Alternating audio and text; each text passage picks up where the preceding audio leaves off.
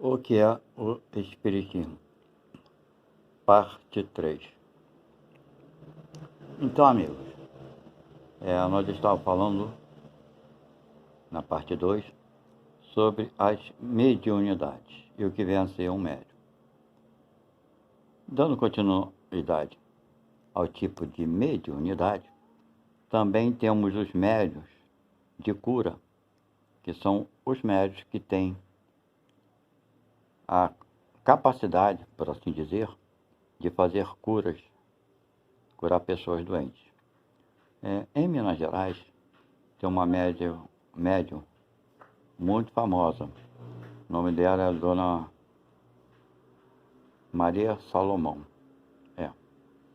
Então ela faz curas lá, é muito conhecida. E tem alguns outros médios de cura que já tiveram no Brasil também. Zé Igual, Humberto, tem diversos. E também é outro tipo de mediunidade. Tem alguns médios que recebem o Dr. Fritz, que é um espírito famoso alemão, que faz várias cirurgias espirituais e etc. Mas toda a mediunidade, como ela ocorre, na verdade? Bem, o médium primeiro tem que ter o conhecimento e ter também energia nele, espírito, suficiente para determinado tipo de mediunidade. Então, essa energia do médium, do espírito encarnado, da alma encarnada, quando fala espírito encarnado, a gente fala da alma. Então, essa energia do espírito junta-se com a energia do espírito desencarnado, né? Do espírito que quer fazer a manifestação, que quer fazer a cura, que quer promover a clarividência. Então, junta a energia desse médium, do espírito encarnado, mais a energia do espírito, né, do espírito desencarnado, e mais a energia do ambiente. E esse processo, então, se dá dessa forma. E é unido a essa energia de ambos os espíritos, do espírito encarnado, ou seja, da alma, e do espírito desencarnado, junto com o ectoplasma. E daí tem a substância necessária para promover os efeitos, os fenômenos, tanto de cura, quanto para escrever, né, psicografia, quanto para clarividência, para a visão, e todos os outros efeitos que a mediunidade permite. Temos também o médium, que ele é um médium doador. Geralmente esses médios doadores, eles, quando se encontram numa reunião mediúnica, eles geralmente falam que não sentem nada, que não viram nada, que eles se chamam de... Eu tinha um conhecido que ele falava que ele era o médio rocha, que ele não sentia nada. Porém, a espiritualidade nos ensinou, nos explicou que esses médios que dizem que não sentem nada são médios extremamente úteis numa reunião mediúnica. Por quê? Ele é que sustenta toda aquela reunião com a sua energia. Então, a gente fala que são médios de sustentação. Eles é que sustentam todo o trabalho mediúnico, de manifestação, de cura, de visão, de psicofonia, de psicografia e tudo mais. São esses médios que se chamam de rocha, que eles não sentem nada, não sabem o que ocorre, mas eles é que sustentam, são os que mais trabalham sem saber que trabalham.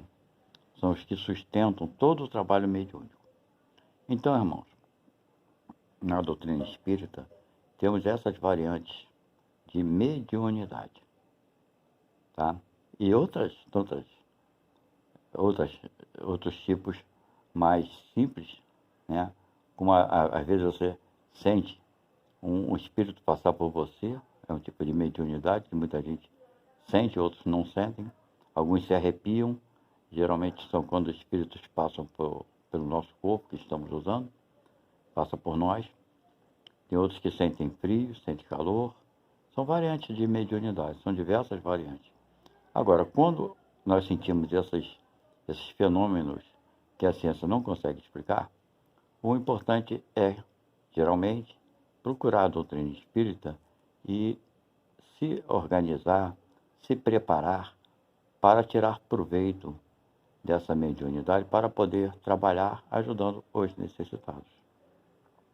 A proposta da mediunidade é essa, é utilizar o que nós temos, que é a nossa capacidade mediúnica, em favor dos mais necessitados, ajudar os nossos irmãos de caminhada, sejam eles encarnados ou desencarnados.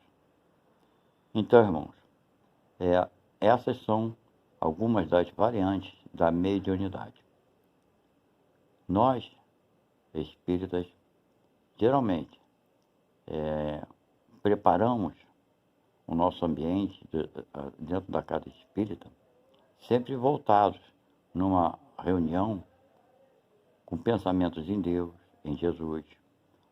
O Espiritismo, muitos confundem o Espiritismo com o espiritualismo. O que é espiritualismo? São as religiões que tiveram as suas origens na África, que são a Umbanda, a Quimbanda, o Candomblé. Eles são espiritualistas, não são espíritas. Tá? Muitas pessoas confundem. Quando a gente fala eu sou espírita, as pessoas ligam logo a Umbanda, a Candomblé e por aí vai. O que não é verdade. Tá? Então é muito importante que as pessoas saibam discernir entre uma coisa e outra coisa.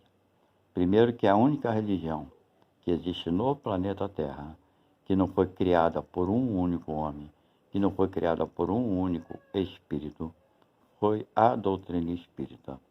Todas as outras religiões foram criadas por um homem, por um ser humano.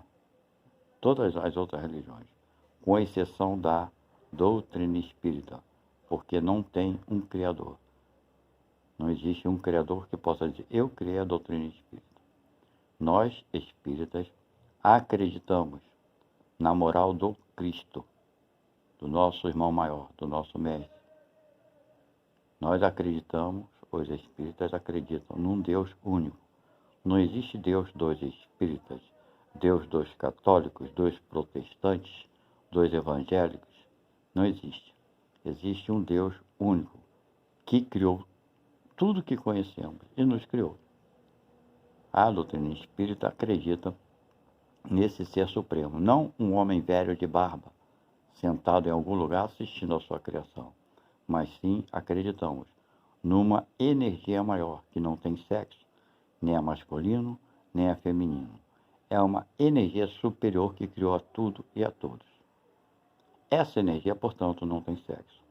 Nós, seres humanos, temos sexo, porque é necessário para a nossa nossa atual conjectura, no nosso atual desenvolvimento moral, precisamos do sexo para procriarmos. Se não houvesse sexo no nosso planeta, realmente a raça humana já teria se extinguido, teria acabado. Mas, no entanto, o sexo, o prazer que o sexo nos dá, é que faz com que a gente acaba, por querer sentir o prazer, acaba tendo filhos e procriando e assim acontecendo da população humana aumentar. Com isso, permitindo que tantos outros espíritos possam reencarnar para continuar na sua jornada evolutiva. Bem, agora eu vou ficando por aqui. Espero que tenham gostado disso que nós falamos. E aqueles que estão assistindo o canal pela primeira vez, sejam muito bem-vindos. Peço que se inscrevam, por gentileza, dá um like de gostei, ative o sininho para receber as nossas notificações. Até a próxima postagem. Tchau.